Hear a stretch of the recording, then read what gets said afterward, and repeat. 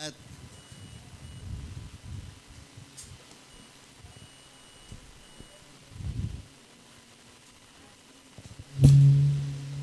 okay, muli po tayong tumayo at buksan po natin ating dalang Biblia dito po sa sulat ni Pablo di kay Timothy, 1 Timothy chapter 4 verse 6.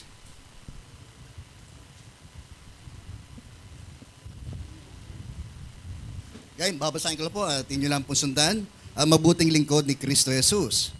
Kung itinuro mo sa mga kapatid ang mga bagay na ito, ikaw ay magiging mabuting lingkod ni Jesus, ni Kristo Jesus.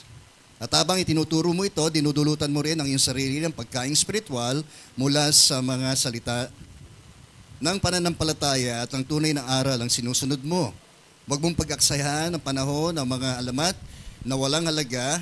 Sa halip, sanayin mo ang iyong sarili sa makadiyos na pamumuhay. Sa pagsasanay ng katawan ay meron ding pakinabang, ngunit ang makadiyos na pamumuhay ay mapapakinabangan sa lahat ng paraan. Sapagkat ito'y may pangako hindi lamang para sa buhay na ngayon, kundi maging sa buhay na darating. Totoo ang salitang ito na dapat paniwalaan ng lahat. At dahil dito nagsisikap tayo at nagpapagal sapagkat umaasa tayo sa Diyos na buhay at tagapagligtas ng lahat ng mga tao, lalo na ng mga sumasampalataya. Ituro mo at ipatupad ang lahat ng ito, huwag mong hayaang hamaking ka ninuman dahil sa iyong kabataan. Sa halip, sikapin mong maging halimbawa sa mga mananampalataya sa iyong pagsasalita, pag-uugali, pag-ibig, pananampalataya, at malinis na pamumuhay. At habang wala ako riyan, ihukol mo ang iyong panahon sa pagbabasa ng kasulatan sa harapan ng mga tao, sa pangaral, sa pagtuturo, at huwag mong pabayaan ang mga kaloob na ibinigay sa iyo ng magsalita ang mga propeta nang ipatong sa iyo ang mga matatandang pinuno ng iglesia ang kanilang mga kamay. Isagawa mo itong mga ito at pag-ukulan mo ng panahon upang makita ng lahat ang iyong paglago.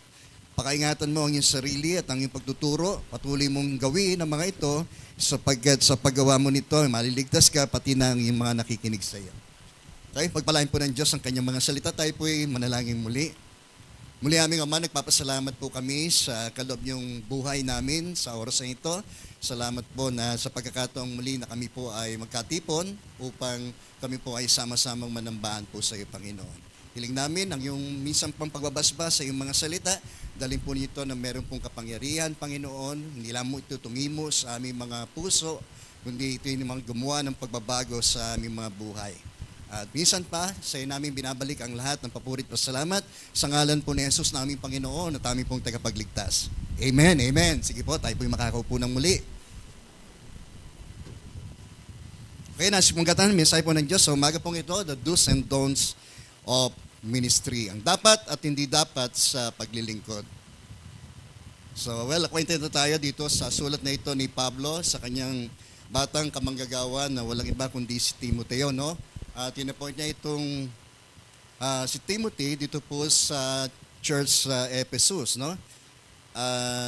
Lakip ng sulat na ito yung kanyang magandang mga payo.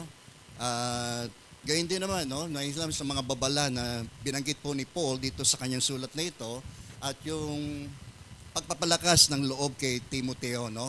Laban sa mga oposisyon na kanya pong nararanasan nitong mga pagkakataon pong ito. So, lakip ng sulat na ito, yung kanyang pagpapalakas ng loob para magpatuloy siya sa kanyang paglilingkod sa Diyos. Amen, no? At naniniwala po tayo, hindi lang po ito angkop, no?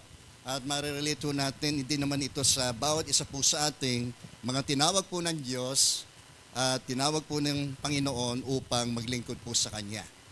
Okay? Amen. So umagang ito ay ang unang ibinilin, tagubilin ni Paul kay Timothy dito sa unang talata rito sa verse 6, no? Upang siya ay maging mabuting lingkod ng Diyos ay lagi niyang pahalagahan itong major goal of all in ministry, no? Na dapat lagi niyang pahalagahan ang lahat ng ito, yung pangunahing layon kung bakit po siya naglilingkod. Kaya nga sabi niya rito sa verse 6, minsan pa, kung ituturo mo sa mga kapatid ang mga bagay na ito, ikaw ay magiging mabuting lingkod ni Kristo. Amen, no? Nawa, yan din ho ang ating maging pangunahing layon kung bakit po tayo naglilingkod ay upang tayo po ay maging mabuting mga lingkod ni Kristo. Amen. At habang tinuturo mo ito, sabi, dinudulutan mo rin ang iyong sarili ng pagkain espiritual. So, mismo siya ay personal na nakikinabang sa pagkain spiritual na ito, walang dili iba kundi ang salita ng Diyos. No, bago pa ipangaral ito ni Timothy sa mga mananampalataya ay nangusap muna ito mismo sa kanya. Kaya kami, kapag kami gumagawa ng sermon, no, ay siyempre, unang itong nangungusap sa amin bago po namin ito isermon. Okay? At sa pagkain spiritual, mula sa salita ng pananampalataya at ang tunay na aral ang sinusunod mo. The major goal of all in ministry ay yung to serve Christ, no? Upang tayo po ay maglingkod kay Kristo at para sa kanyang kaluwalhatian. Sige, ano yung next slide na natin?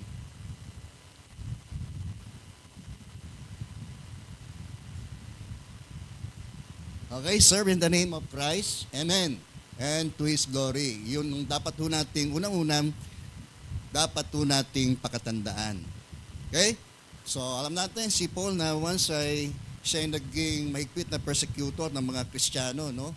At alam din ang kanyang sulat na nilait niya ang pangalan ng ating Panginoong Jesucristo.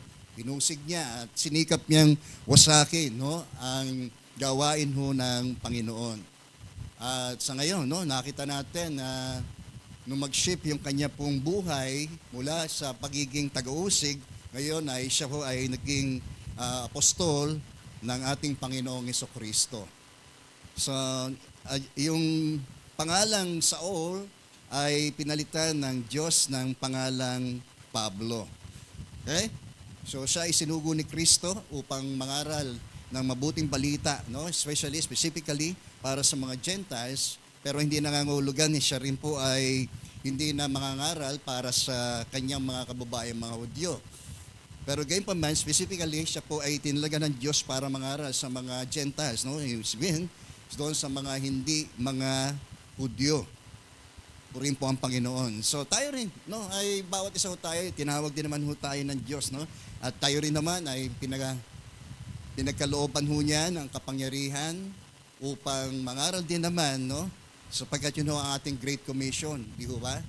Na ipangaral natin ang mabuting balita sa lahat upang ito'y mapakinggan ng lahat, no? At ito'y may kinalaman din doon sa muling pagparito ni Kristo. Sapagkat kapag ang lahat ay nakapakinig na ng mabuting balita na ito ng pagliligtas si Kristo, ay sinabi po sa Matthew chapter 24, saka daw po darating ang kawakasan. Purihin po ang Panginoon. Okay? So, saganang atin, kung tayo man ay hahantong sa pagtatanong sa atin kung kanino tayo naglilingkod, ay tayo po ay naglilingkod, walang iba kundi sa ating Panginoong Jesucristo. Amen. So, minsan nga si Moses ay tinawag ho ng Diyos upang gamiting instrumento sa pagpapalaya sa kanyang bayang Israel. At nung una ay bantulot, no? Si Moses sa tawag ng Diyos na iyon. At nung siya'y magtanong, no, kung ano ang sasabihin niya sa harapan ng Paraon, kung sino ang nagsugo sa kanya, ang sinabi ng Diyos sa kanya ay, sabihin mong sinugo ka ni ako nga. No? At yung pangalang yun ay binanggit din ng ating Panginoong sa Kristo doon sa John chapter 8, na siya'y yung tinutukoy doon ng Diyos na pangalan na siya'y si ako nga. I am that I am. No? Ibig sabihin, siyang nabubuhay sa ganang kanyang sarili. Purihin po ang Panginoon. Amen. Kaya wag nating kahiya, no, ang ating pagiging Kristiyano. At sa pamamagitan ng ating paglilingkod, no, maging sentro ng ating paglilingkod na yan, walang iba kundi ang ating Panginoong Yesus. At para sa kanyang kaluwalhatian, no? Para doon tayo maiwas doon sa anumang uri ng pagmamalaki, pagmamataas at kapalaluan. No, lagi nating pakaisin sa ating paglilingkod, naglilingkod tayo hindi gasaganang ating para sa ating kasiyahan, sa ating kapakinabangan. Amen? Po, kundi para sa kaharian ng Diyos at para sa kaluwalhatian ng ating Panginoong Yesus. So lakit din itong payo ni Paul kay Timothy ay yung mga dapat at hindi ho dapat sa kanya hong paglilingkod. Ano po? At una riyan, sige po.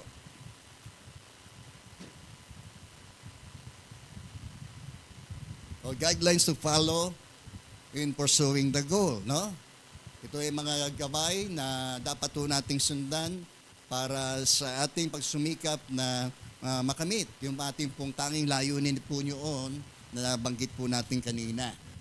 So una, ito ay yung negatibo at positibong mga bagay na dapat po nating dapat gawin at yung mga bagay na hindi ho nating dapat din naman gawin sa atin hong pagmiministeryo. Una, ay yung pong negative aspect na ito na having nothing to do with worldly fables, no? Na payo niya kay Timothy na huwag niyang pag-aksayahan yung mga kanyang panahon sa mga alamat. Ano po? Sige nga po, sa susunod. Tumatalon pa si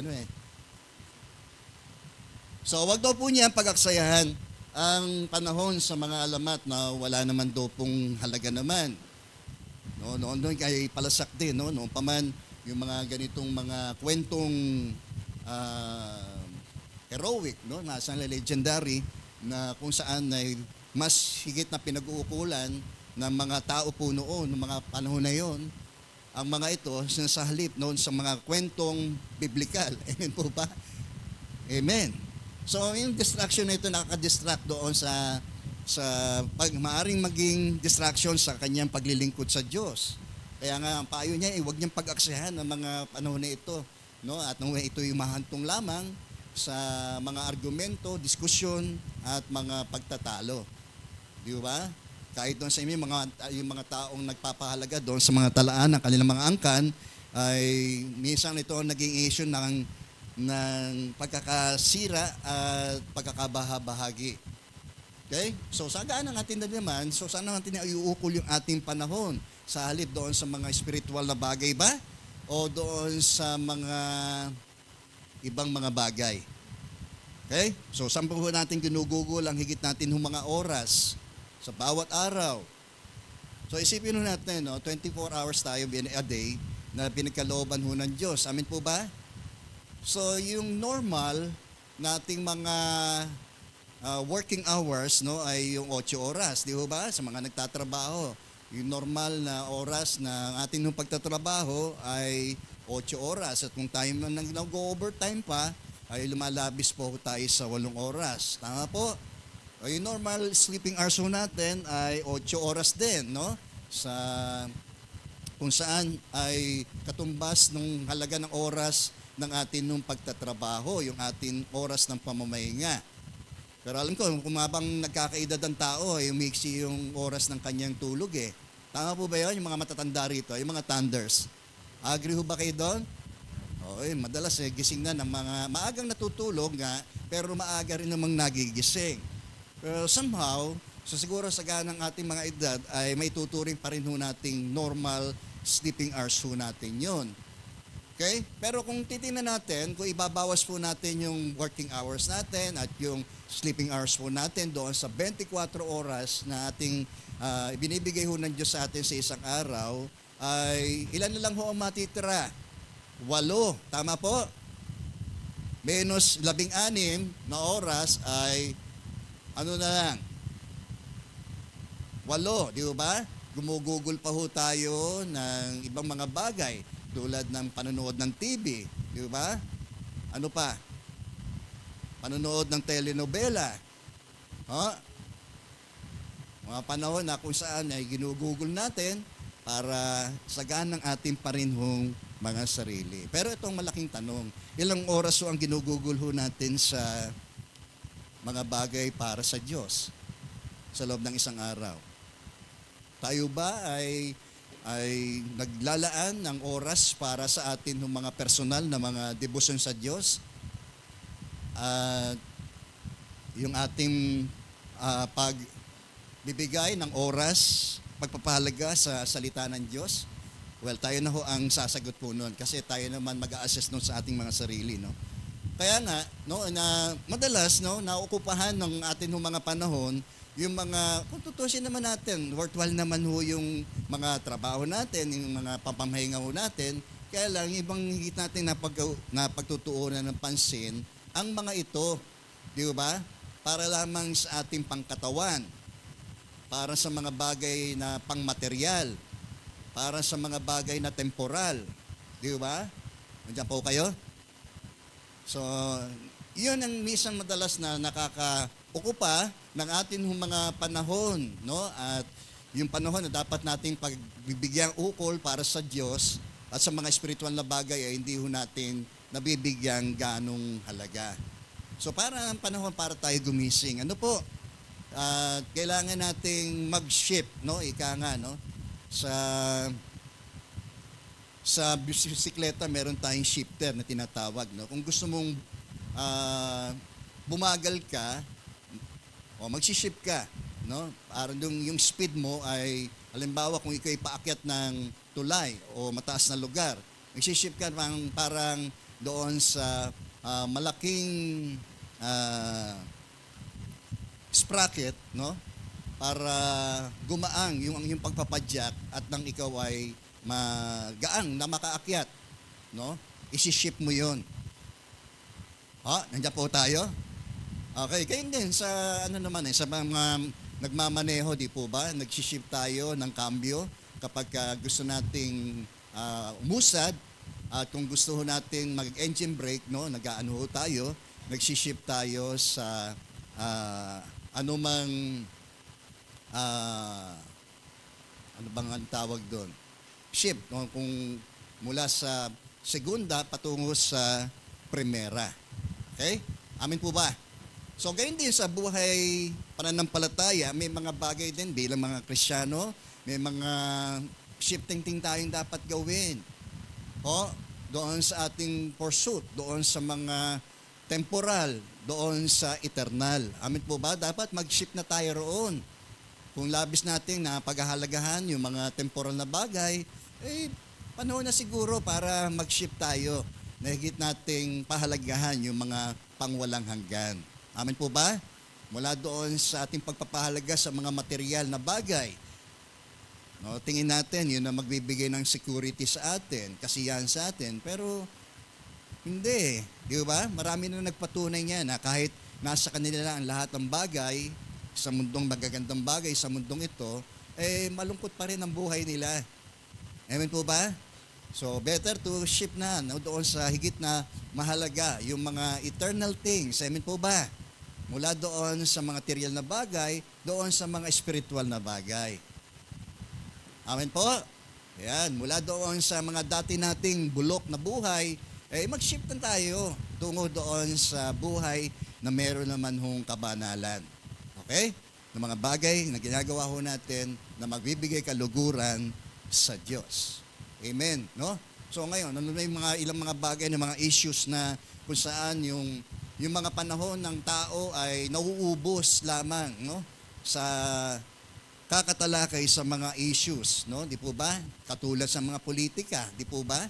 Ngayon, ay mga tao ay buhos na buhos yung kanilang panahon sa politika.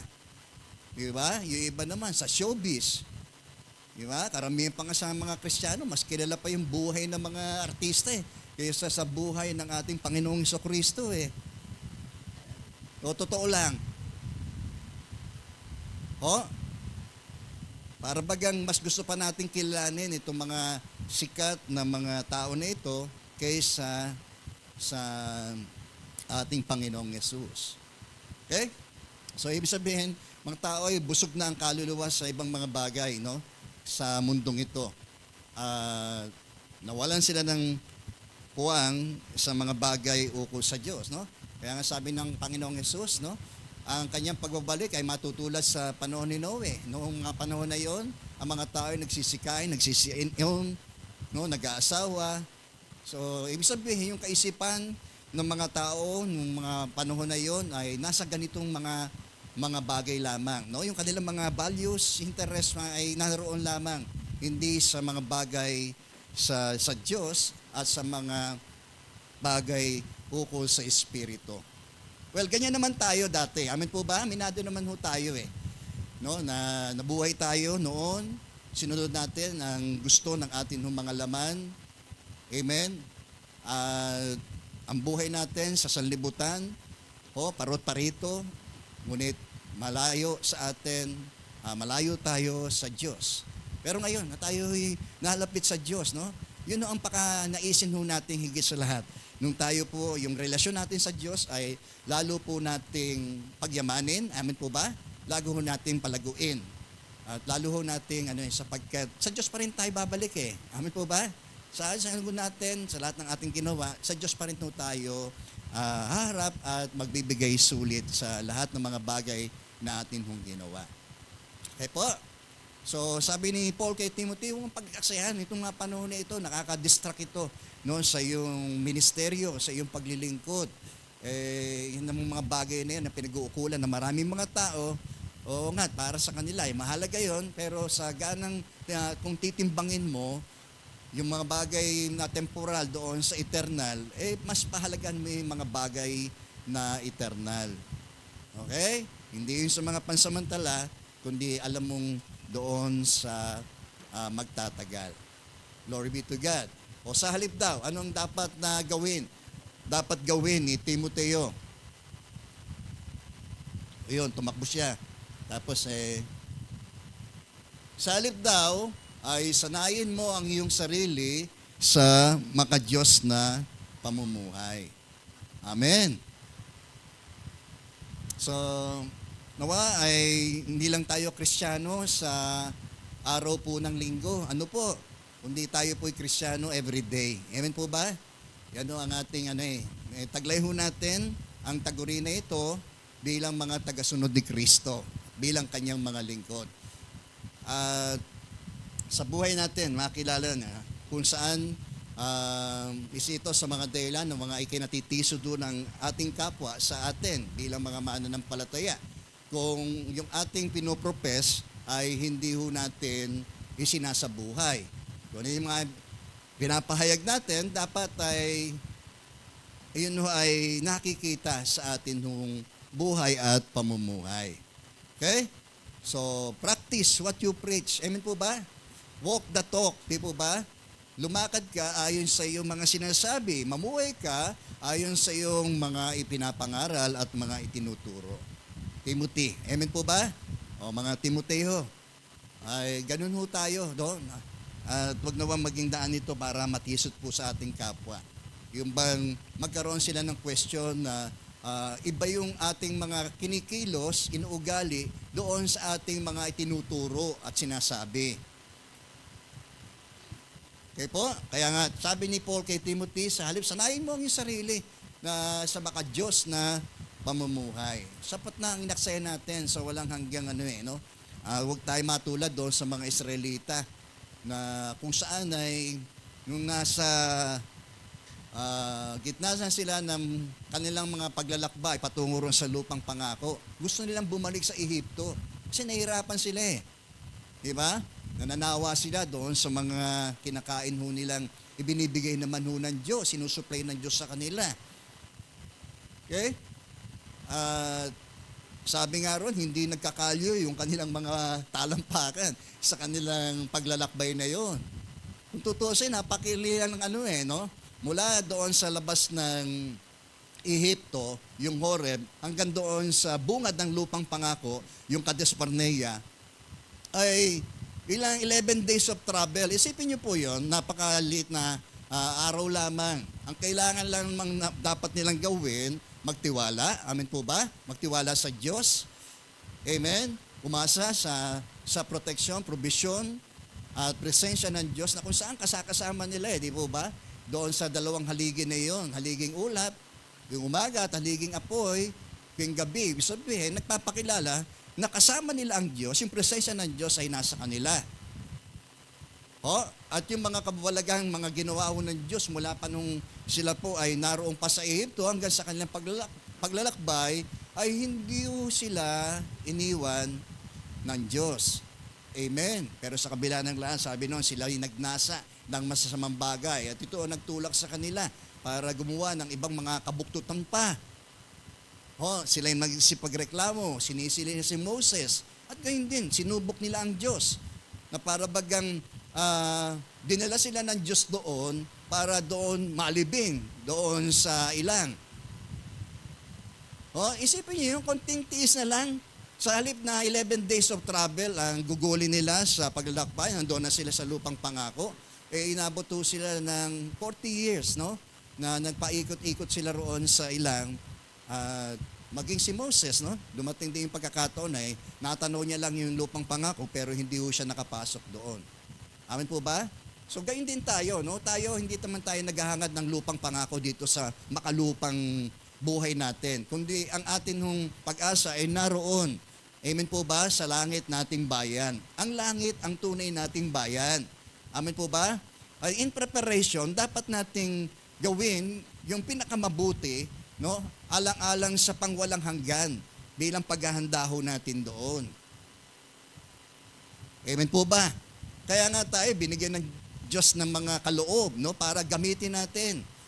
I-invest natin. Yung sabihin natin, puhunanin natin, gamitin natin, ipangalakal ho natin ang mga bagay na yan upang sa gayon ay ito'y magsisilbing parin ang ating paghahanda para sa buhay ho natin sa kaharian ng Diyos.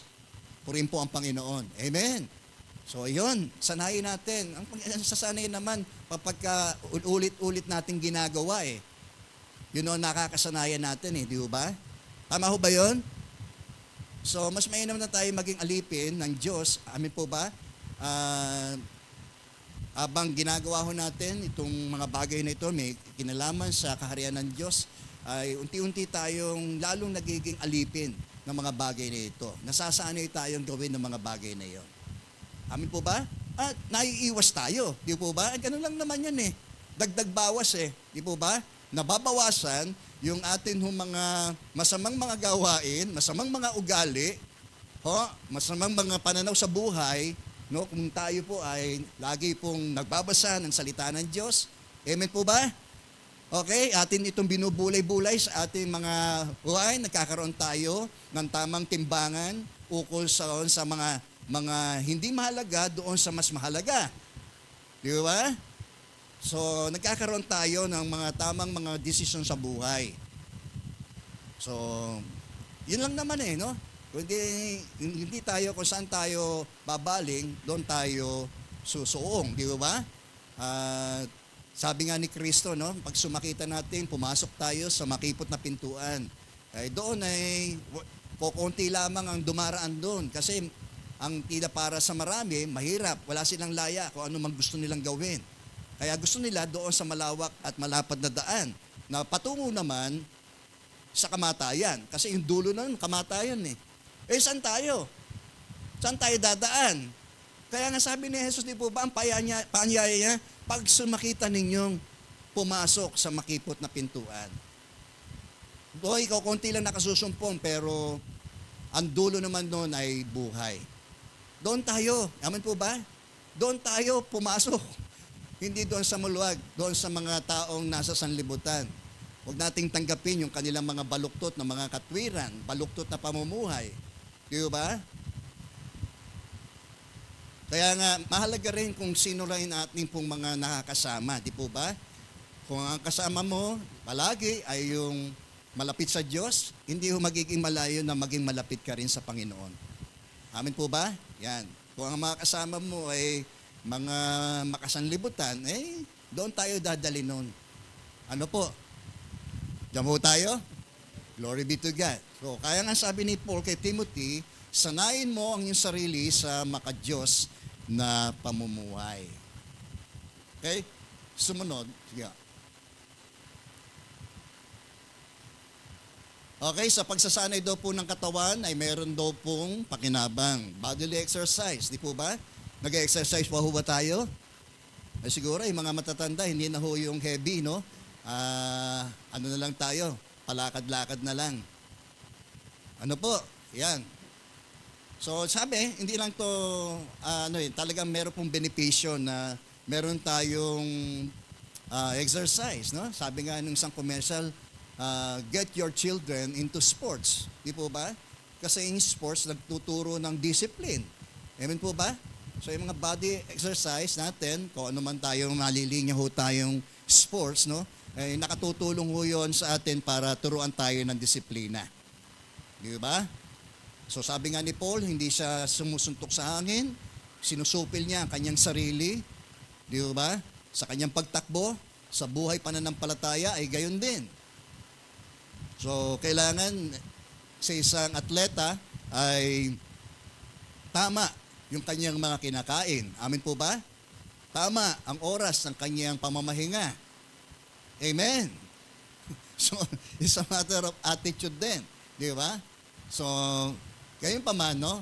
Na kung ito man ay mayroong pakinabang para sa atin ng panlabas, physical, na pakinabang, ngunit daw po yung makadiyos na pamumuhay ay higit na mapapakinabangan sa lahat daw po ng paraan. Sapagkat may kalakip daw po itong pangako, hindi lamang daw po sa makalupang pangako, buhay, kundi sa pangwalang hanggang buhay.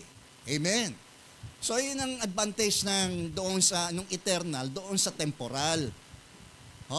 Yun ang advantage nun eh.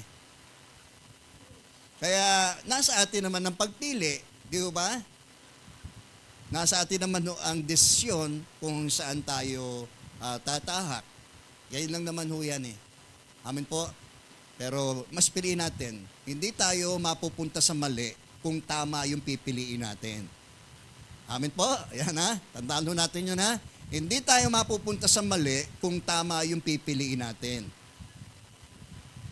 Okay, mga greatest decision in life, di po ba? Yan, yung atin hong mga pag-aasawa. Hindi ka mapupunta sa tamang o sa maling pagpili ng mapapangasawa mo kung tama yung pamantayan natin sa pagpili. Tampo po tayo. Kaya nga sabi ng Panginoon, huwag kang makipamatok sa di mo kapananampalataya. Doon pa lamang ay meron na tayong mataas na pagpapahalaga.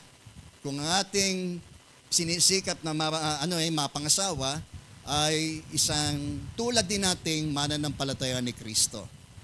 Amin po ba? Huwag na nating sirain yon. Magiging Kristiyano naman siya, pastor eh. O paano ka nakakasiguro? Di ba? Andiyan pa ba tayo? Yan. So, ano pa? Mga greatest decision in life, di po ba? Kung ano tayo ngayon, produkto tayo ng nakalipas ho nating decision sa buhay. Sa ating mga karir. Ano ka ngayon? Di ba? Alala ko yung driver, no? Yung kwento ng isang driver na kung saan siya namamasada, ay nakita niya doon sa daan yung kanyang kaklase nung elementary na ngayon ay isa ng abogado. Yung sabi niya doon sa kanyang pasero, ikita mo yun? Yung abogado ngayon yun. Kaklase ko nung elementary yun. Mas magaling ako ron. Mas honor pa ako doon eh. Kaya lang, yun ang pinili niya maging desisyon sa kanyang buhay. Hindi niya itinuloy yung kanyang pag-aaral. Tumantong siya sa pagmamaneho. Okay? Amen po. Sa kung ano tayo, produkto tayo ng ating mga nakaraang desisyon sa buhay. Amen po. Yan. Pinili natin yun eh. Kung gusto maging tambay, tambay ka. Papaalala mo lang eh, no? Okay. Praise God. Palakpakan muna natin ang Panginoon.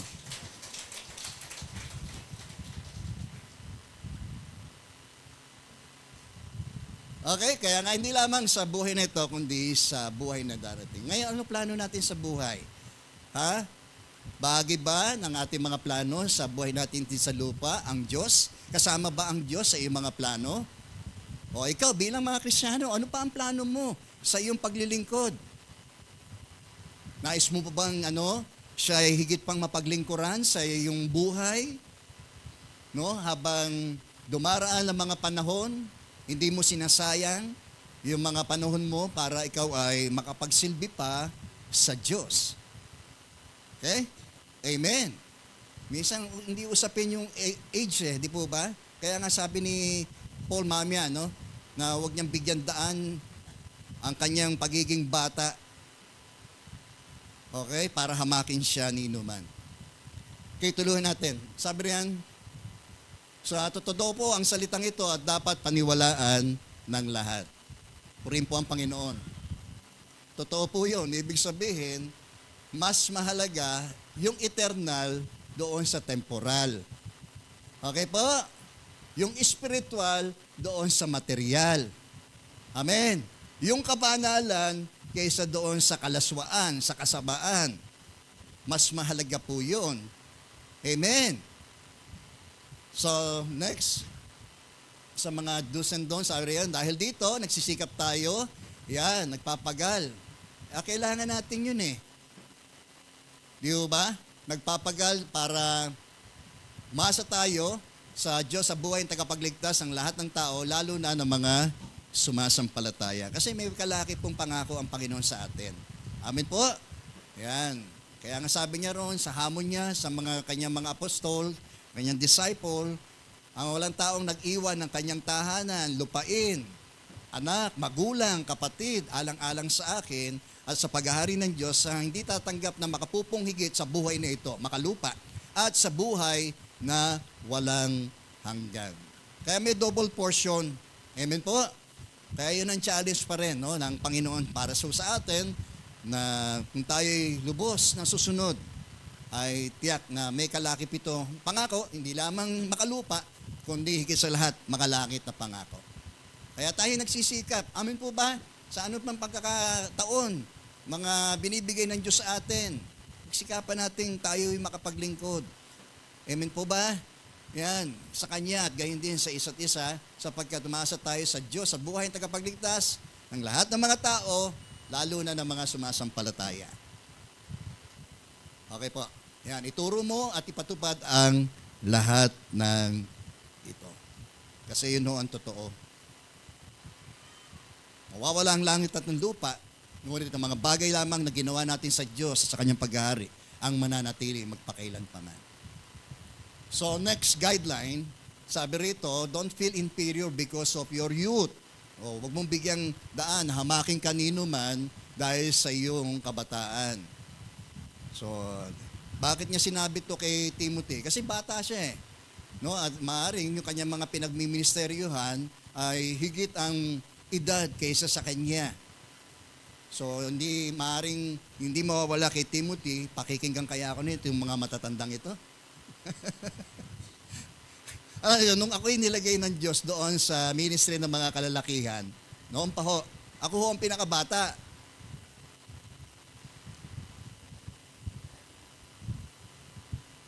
Hello, nandiyan po tayo? Ayan. So, wala namang ano yan eh. Wala namang aktor yan eh, no? Sa yung edad. No, kung ikay bagong mananampalataya, minsan kinakakitaan ka pa ng maturity kaysa doon sa matagal ng mananampalataya eh. Totoo po yan. Yan, huwag naman kayo magagalit. Ano po, minsan may mga pagkakataon, yung mga matatagal pa ang mismong kinakakitaan pa ng kawalang paglago. Okay? Amen po?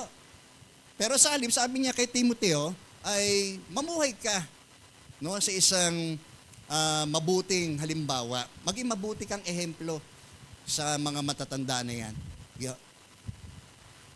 Tumalon ulit siya. At okay, sabi, huwag mong bigyan hamaking kanino man dahil sa iyong kabataan. Okay, miska bata ka pero mas matured ka doon sa may edad nga pero immature. Mas nakalalamang ka sa paningin ng Diyos. Amen po ba? Yan. Kaya wag na maging daan yun na ikaw ay ikay pakikinggan sa salita ng Diyos yan para sa lahat ng may edad yan. No? Sa lahat ng edad, ang salita ng Diyos. Okay po? Yan. Kaya nga pinag-aaralan natin kanina, no? Tayo po yung nakinig kanina, na yung kahalagahan ng salita ng Diyos, no? Yung pangunahing layon po niyan ay upang makasumpong tayo ng ating pong kaliligtas magitan ng ating pananampalataya kay Kristo. Di ba? At ito'y pinahiran ng Diyos ng kanyang banal na kapangyarihan at magagamit natin sa pagtuturo ng katotohanan, sa pagpapabulaanan sa mga maling aral. Di ba? Amen. So kaya kay Timothy, sinasabi niya na huwag mo niyong hayang hamaking kanino man. Kahit yung advance pa ng years, ang kanilang naging pagkakilala sa Panginoon, ng ikaw ay bago pa lamang, ay nangingimik ka, kung ang ginagamit mo naman ay yung salita ng Diyos, yung authority ng Diyos, ay wala kang dapat na ikahiya, ikatakot, Timoteo. Amen po? Yan. So minsan hadlang yung age natin para tanda na ako, meron na tayong maglingkod. Hindi ho. Dapat hindi natin maging katwiran ho yun. Mas mainam nga habang tayo ay patungo sa panghihina ng ating katawan, lalo pa kung ano yung mga opportunity na pwede po natin magawa sa paglilingkod natin, ay gawin natin. Amen po ba? Kasi ginagawa naman natin yung motivation natin yung para kay Lord yun eh. Di ba? Hindi naman kung kanino pa man natin ginagawa yung mga bagay na yun, kundi ito ay higit sa lahat para sa ating Panginoon at sa kanyang kapurihan. Okay? Amen. O sa halip daw, sa halip, sikapin mo maging, halimbawa. O yan, mga kabataan. Maging halimbawa kayo sa mga nakatatanda sa inyo. Ng mga mananampalataya, saan? Na iyong pagsasalita. Amen. Yan.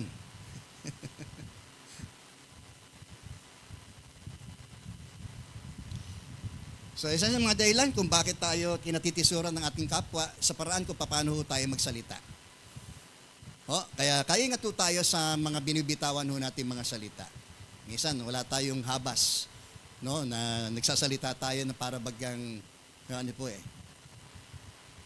Kaya nga, sabi, matalino ang yung mga taong nag-iingat sa kanyang pagsasalita. Pero mangmang, yung mga taong hindi maingat. Amen po ba? Diyan po tayo? Gayun din sa pag-uugali. Dapat ugaling Kristiyano na tayo, hindi ugaling mundo. Kumusta na ho ang ating pag-uugali? Ugaling pa rin po tayo? Okay, Pag-ibig. Timoteo, mahalin mo sila, igalang mo sila, pagrespeto mo sila. Di ba? Yan yung mga matatanda, ituring mo silang, sabi nga ni Paul kay Tito, isa ring kabataang pastor, ituring mo yung mga matatanda na mga magulang mo. Kung paano mo nire-respeto ang magulang mo sa laman, ay irespeto mo rin ang mga magulang mo, mga matatanda sa iglesia. Amen po. Yan. Yung mga kabataan na tulad niya, ay dapat din naman niyang irespeto. Di ba? So sa lahat ng mga nakikisama niya, nakakasalamuhan niya sa iglesia, ay mahalaga, no, na nire-respeto niya ang mga ito. Okay po? Amen. Wala nang amen. Kaya nga sa isang ministro, minsan nagiging mahirap kasi talagang yung makakasama yung miyembro mo. Hindi naman masama yun kung talagang kalooban ho ng Diyos. Di ba? Diyan pa ho tayo? So, ang pananampalataya at malinis na pamumuhay. So, be a good example, no? Yan po ang pinakamaganda. Para ho sa ating lahat, bilang mga Kristiyano, be a good example. Sabi mo nga sa katabi mo, be a good example. Ayan na. Saan? Sa iyong pagsasalita, ingatan mo yung sinasabi mo. Ha? Huwag mo kong sisiraan sa ibang tao, ha? Pagkaharap mo ako, nakatawa ka. Pero pagkatalikod ko, kung ano-ano sinasabi mo. Okay? Diyan po tayo. Ayan. Pag-uugali. Pag-ibig, pananampalataya, at malinis ang pamumuhay. Okay? Kasi, ang damage yun yan, ang sakit ng kalingkingan na darama ng buong katawan. Isipin nyo, pagkasira ang isang paturoon ng isa sa atin, at identify kayo na dito kayo dumadalo. Di ba? Hello, nandiyan po tayo? Pwede ba siya yun? Ba't ganun? Hello? Di ba? Ano kaya isipin nyo, no? Ako yung nangangaral dito, no? Tapos makikita nyo po ako doon sa isang umpukan na ako pa ho ang nagtatagay doon sa mga kasama ko. Ho? Paniniwalaan nyo kaya ako? Hello, hindi po kaya? Kayo? Okay. So, ganun din ang bawat isa po sa atin. No? Kaya, kaingat po tayo. No? At ingatan natin ating patotoo. Kasi saan man tayo nadadako, nadadamay tayong lahat.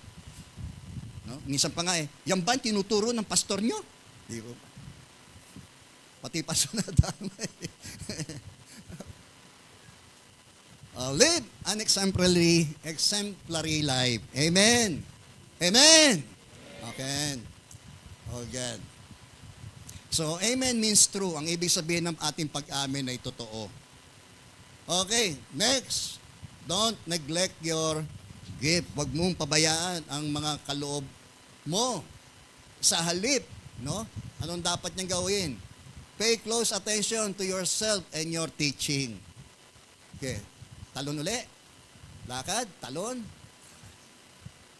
Okay, sabi riyan, huwag mong pabayaan ang kaloob na ibinigay sa iyo. Purihin po ang Panginoon. Amen.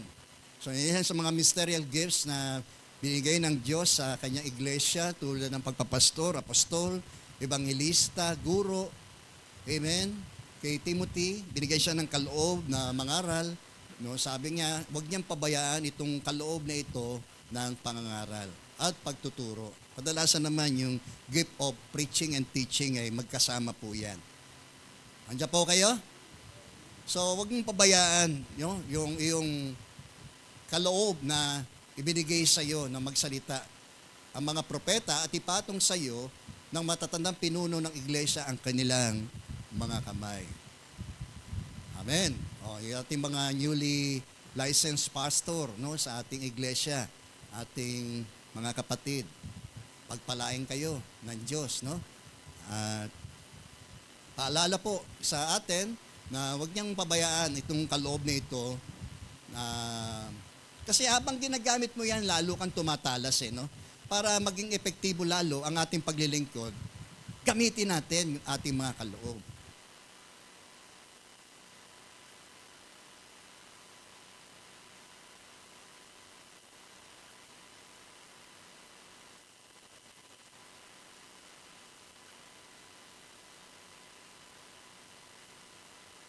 Salamat. Amen! Huwag natin itago, no?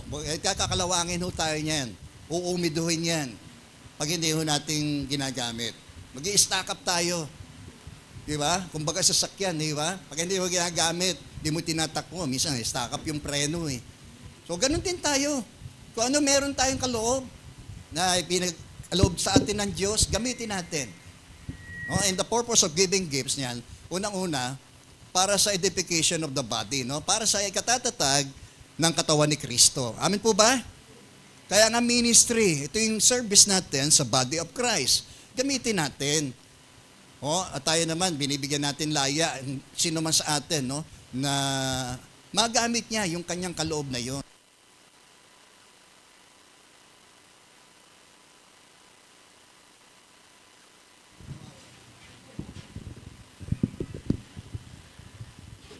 Okay? Naiintindihan niyo ba si Pastor? Okay? So, gamitin natin para sa kapakinabangan ng lahat sa ikatatatag at ikaunlad ng kanyang iglesia.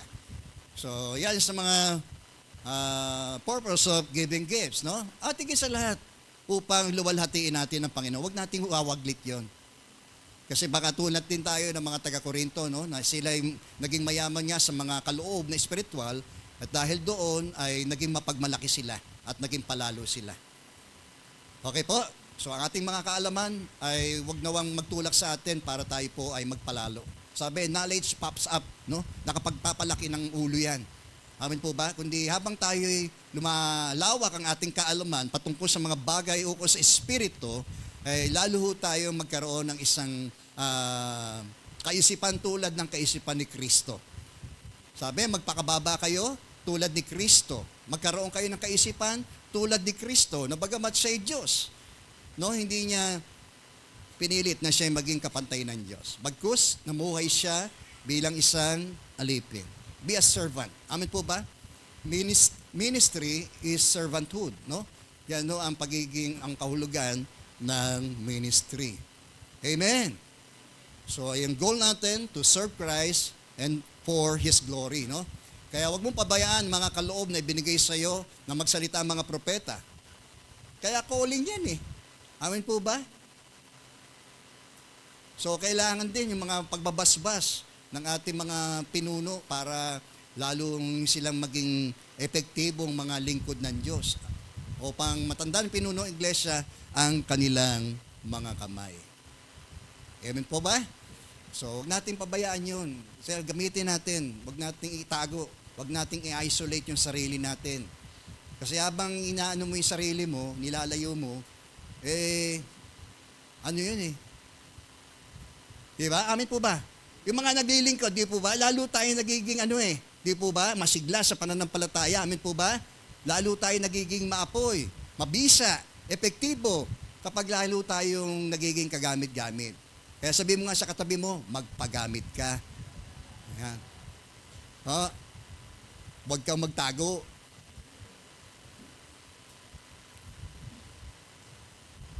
Sayang, di po ba?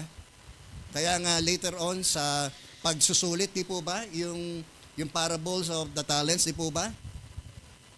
Natakot po ako kaya tinago ko. Di po ba? Yung tago. Gamitin natin. Amen po ba? Yung mga kasangkapang hindi ho ginamit ay nasisira din sa bandang huli. Okay? Sa halip, sabi, isagawa mo ang mga ito at pag-ukulan ng panahon upang makita ng lahat ang iyong paglago. O, yung personal maturity, no? Personal din kasi yan eh. Amin po ba? Hindi naman nakasalalay kay pastor, ibang tao yan eh. Okay? Nakakatulong ang ibang tao sa atin. Di ba? Para sa ating ikalalago. Pero ikaw pa rin. Amin po ba? Personal.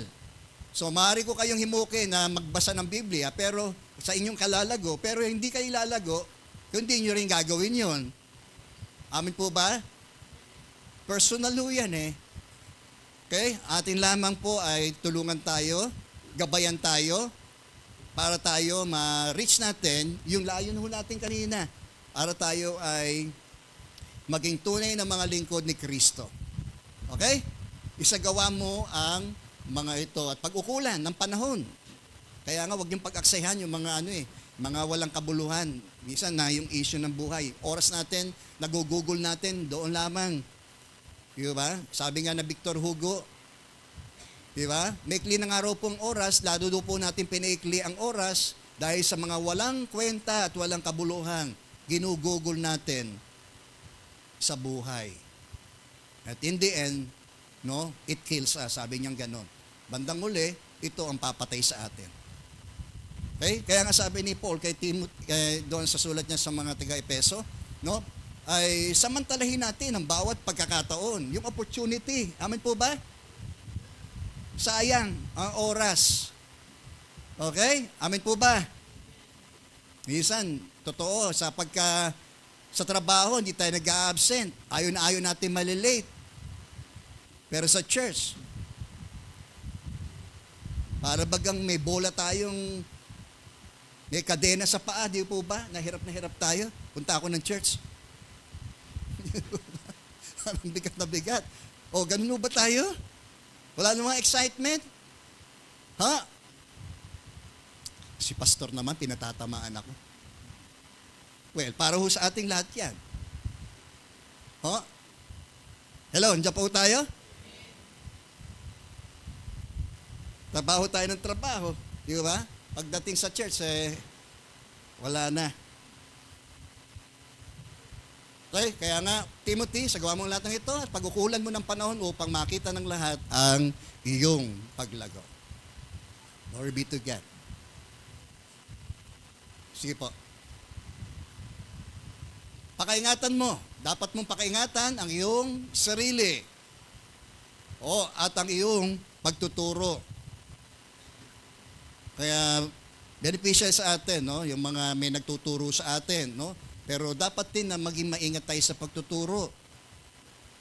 No? Baka kasi sa minsan sa pagtuturo natin, sa isang salita ay magkaroon ng confusion, no? Disbelief, no? Ang mga makikinig. Totoo po 'yan. Kaya kami ingat na ingat po kami dapat. Kami mga nagtuturo ng salita ng Diyos, dapat maging maingat po tayo. Okay? Nandiyan po tayo? Kaya hindi mapupunta rin sa mali, no, ang ating mga tinuturuan kung tama yung tinuturo natin. Okay po? Nandiyan po ba tayo? Yan. Kaya ba't mahalaga tayo na meron tayong tamang doktrina, hindi po ba? Pag sinabi natin doktrina, aral, turo ng Diyos, ang aral ng salita ng Diyos. Okay po? Pag sinabi naman natin tradisyon, turo, aral, pamumuhay ng sasanlibutan. Yun lang yung tradisyon. Okay? Sali, patuloy mong gawin ang mga ito sapagkat sa paggawa mo nito, maliligtas ka. Amin po ba? Laban saan? Sa mga maling aral, maling turo. Kasi nagiging matibay ka na ang panghahawakan mo yung mga itinuturo mong mga katotohanan sa iyong mga tinuturuan. Ikaw na mismo, Timoteo, ang nakikinabang nun. Okay po? At lalong na sila ay nagiging matibay na napanghahawakan nila ang mga aral, turo na ito ng Biblia sa habang kanya tinuturo. At mismo rin sila ay naliligtas sila sa mga maling mga turo, aral. Amin po ba? Okay? Pati na ang mga nakikinig sa iyo. Kaya kaingat tayo sa ating mga napapakinggan. Kaya tayo nakikinig, masusiho tayong makinig. No? Baka iba ho ang maging implikasyon. Minsan no, talagang iba-iba ang dating sa iba eh. Tama po ba? Minsan may nangaral eh. Habang nag-ano siya, kasi hindi siya attentive doon sa pastor na nangangaral. Sabi niya yung root beer. Ang narinig, uminom tayo ng root beer. Sabi, nadinig niya lang yung beer. Yung root ay pastor na, pwede palang uminom ng beer. Andiyan po kayo? Andiyan po kayo? Yan. Kasi nga, hindi nakikinig mabuti. Iba yung mga naisasalin sa kanya. Okay? Last. Okay po. So, pay close attention to yourself and your teaching, no? Pakaingatan mo yung sarili at ang iyong pagtuturo. Patuloy mong gawin ang mga ito. Practice what you preach. Sapagkat ang paggawa mo nito, maliligtas ka, pati ang mga nakikinig sa iyo. Okay po? Mga kapatid, ito ay isa sa mga bagay na dapat din ginagawa. No? At yung mga bagay na hindi naman din natin dapat gawin. Di ba? Sa gayon, no? Nalawak po yung ating discernment, no? Pagkakakilanlan doon sa mabuti, doon sa masama, doon sa tama, doon sa mali. Amen. So, ganyan ang naidudulot sa atin ng ating pagpapahalaga sa salita ng Diyos, sa pag-aaral po natin ng salita ng Diyos, sa pagbubulay-bulay ho natin ng salita ng Diyos, at higit sa lahat, sa atin hong pagsasabuhay, pagsasagawa ng lahat ng ating mga natutunan at ating pong mga napakinggan. Amen po ba? Kaya nga sabi ng Diyos kay Joshua, no, wag mong kaligtaan, basahin ang aklat ng kautusan. Dili-diliin mo yun. Meditate it. Araw at gabi, day and night. Sa gayon, matutupad mo ang lahat ng nasusulat doon. Okay? In the end, ang resulta nun, ikaw ay magtatagumpay sa lahat ng iyong mga gagawin. Okay? So, mabigyan na kasiyahan sa atin ang salita ng Diyos, no? Sapagkat ang salita ng Diyos ay buhay. Amen po ba? At kapag ang salita ng Diyos ay nag-penetrate sa buhay natin, gumawa yan, no? At gagawa ho yan para ho tayo ay lumago, tumatag. Amen po ba? At maging kapaki-pakinabang po tayo. Hindi lamang ngayon, kundi sa mga darating na panahon. Okay po? Tayo po'y manalangin. Dakilang Diyos, aming Ama, muli po kami nagpapasalamat sa iyong mga kaloob ng mga salitang ito na muli nagpaalala po sa amin ukol sa mga bagay na dapat po naming ginagawa at patuloy na ginagawa. At yung mga bagay na hindi dapat namin ang ginagawa at patuloy nang hindi na ginagawa, Panginoon. Sa gayon, Panginoon, ay wala pong magiging hadlang, Panginoon, sa amin pong paglilingkod, O Diyos, kung amin lamang pong susundin ang lahat ng mga guidelines na ito, Panginoon, ibinigay ni Paul kay Timothy at naniniwala kami. Ito rin ay para po sa bawat isa po sa aming mga naririto. At hiling po namin na kami ay patuloy po ninyong gamitin, Panginoon. Ang pag-aalay patuloy ng aming buhay sa iyo sa araw-araw, Panginoon, ay napakahalaga, Panginoon, upang sa lahat ng mga pagkakataong binibigay niyo po sa amin, Panginoon, ay amin po itong masikap na masamantala, Panginoon, habang kami mayroon pang kalakasan, pagkakataon na binibigay niyo po sa amin, Panginoon. At lalo po, Panginoon, ito'y magiging kapakipakinabang sa bawat isa sa po sa amin, Panginoon, personal, Panginoon, upang kami maging epektibong iyong mga lingkod, Panginoon, para sa iyong kapurihan, aming Panginoong Yesus. Bigyan mo kami ng isang lingkod na puso tulad ng aming Panginoong Jesucristo, aming Ama, at ang kaisipan tulad po ng aming Panginoong Yesus. O Diyos, lagi namin makita ang aming kaabahan, O Diyos, at makita naman namin ang kadakilaan, ang iyong kapangyarihan, ang iyong kaluwalhatian sa aming buhay, Panginoon. Salamat po, O Diyos.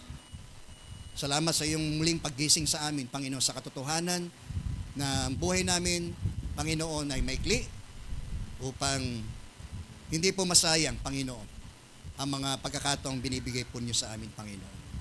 Salamat po. And we bring back all the praises, glory, and honor. In Jesus' mighty name we pray. Amen.